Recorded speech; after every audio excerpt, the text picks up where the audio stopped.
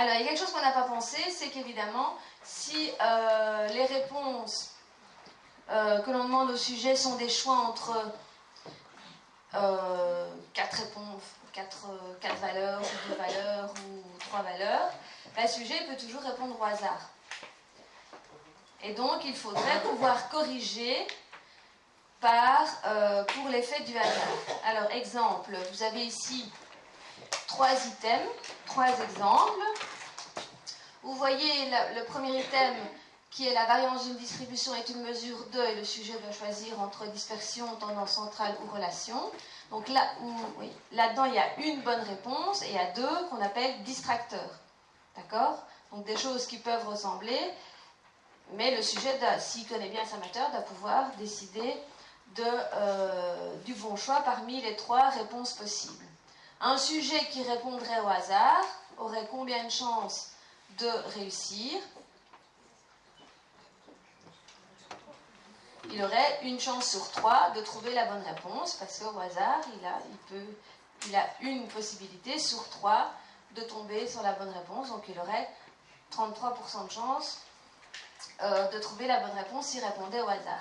La question 2, si la distribution présente une asymétrie négative, la médiane est supérieure à la moyenne, vrai ou faux?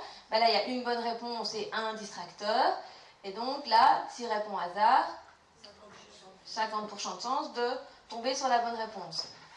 C'est pour ça que lorsqu'on fera l'examen, vous aurez des vrais faux et que je vais pondérer avec une valeur négative les mauvaises réponses. Parce qu'en fait, vous avez une chance sur 2 d'avoir la bonne réponse, donc je mets des points négatifs quand il y a une mauvaise réponse. Je vais expliquer ça en ce temps-là. Ok, 3e item, je dois effectuer un test pour comparer 2 échantillons à parier afin de s'activer sur l'hypothèse d'égalité de moyenne dans la distribution. Laquelle de ces techniques puis-je utiliser? Ben là, 5 possibilités. Il y a une petite coquille, là c'est 5, c'est pas 4. Et donc, de nouveau, une bonne réponse, 4 distracteurs. Donc là, le sujet a une chance sur 5 de trouver la bonne réponse s'il répond au hasard. Donc, il faudrait pouvoir corriger pour cet effet du hasard, l'indice de difficulté.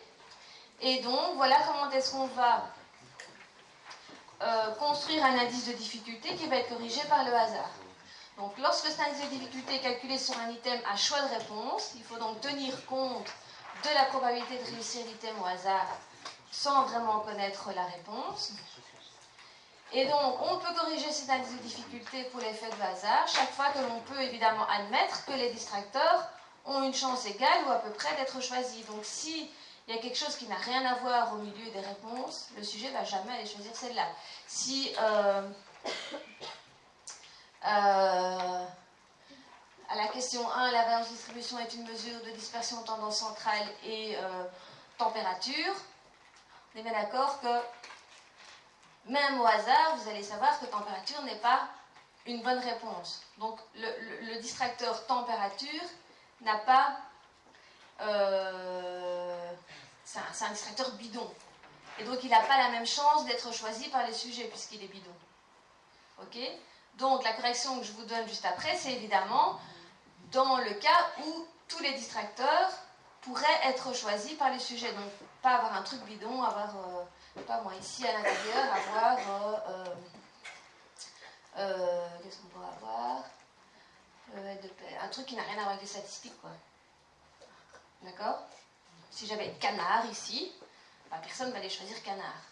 D'accord? Donc ce distracteur-là est bidon, ce distracteur-là n'a pas du tout la même chance d'être choisi que tous les autres. Donc je ne peux pas appliquer la méthode que je vais vous expliquer juste après. Donc ça c'est important aussi quand on construit un item, c'est évidemment de choisir les distracteurs de manière telle à ce qu'ils ne soient pas bidons et qu'ils aient tous plus ou moins la même chance de distraire, si vous voulez, votre sujet. Et donc pour faire ça, qu'est-ce qu'on va faire? Eh bien, vous voyez qu'on va calculer donc un nouvel indice de difficulté qu'on appelle P'I pour l'item I, en utilisant l'ancien indice, le PI, et en utilisant le nombre de choix de réponse pour l'item qu'on appelle grand A. Et donc, autant vous expliquer tout de suite sur un petit tableau, ce sera plus simple. De nouveau un exemple, on a 10 sujets qui ont passé un test à 3 items. Et là, on a simplement côté 0, 1, la réussite ou l'échec à chacun des items. Le total pour chaque item, donc des bonnes réponses, 7, 8 et 6 pour les 3 items. L'indice de difficulté, vous vous souvenez, c'est le nombre de valeur 1 divisé par le nombre de sujets. Donc là, on divise par 10. 0,70, 0,80, 0,60. Tout le monde suit toujours. Alors, les 3 là, ce sont les 3 dont je viens de parler, les 3 questions que je vous ai montrées. Donc, dans la première question, il y avait 3 possibilités de réponse. Dans la deuxième, il y avait 2 possibilités de réponse, vrai, faux. Dans la troisième, il y avait 5 possibilités de réponse. Les différentes stats. Et donc, pour chacun des items, j'ai indiqué ici le nombre de réponses qui pouvaient être choisies par les sujets. Ça, c'est mon grand A dans ma formule de tout à l'heure. Et donc, si vous appliquez la formule que je vous ai donnée, comment calculer cette fois-ci l'indice de difficulté de mon item, en utilisant donc la valeur des pays que j'ai indiqué ici, et en faisant donc par exemple 0,70 moins 1 moins 0,70 divisé par 2, et vous devez obtenir la valeur 0,55. Alors, qu'est-ce qu'on peut dire quand on regarde ça? Parce que vous voyez que PI, finalement, c'est l'indice de difficulté. Si on ne corrige pas par le fait qu'on pourrait répondre au hasard, tandis que le PI', c'est un nouvel indice de difficulté en ayant corrigé pour l'effet du hasard. Et donc, ce qu'on remarque, c'est que les items sont moins faciles qu'il n'y paraissait. Vous voyez que le PI' sont chaque fois plus petits que les PI. Or, on a dit un grand indice de difficulté, c'est signe d'un item facile. Donc, si l'indice de difficulté diminue, ça veut dire qu'il est moins facile ou qu'il est plus difficile. Donc, vous voyez que finalement, en corrigeant par le hasard, on voit qu'ils sont moins faciles qu'il n'y paraissait. Et deuxième chose à remarquer, c'est que si vous regardez le domaine de variation des pays, ça va de 0,50 à 0,60, alors que le domaine de variation des pays va de 0,60 à 0,80. Donc, on voit que les indices de difficulté sont plus proches, sont plus similaires que ce qui n'y paraissait lorsqu'on n'avait pas corrigé pour le hasard.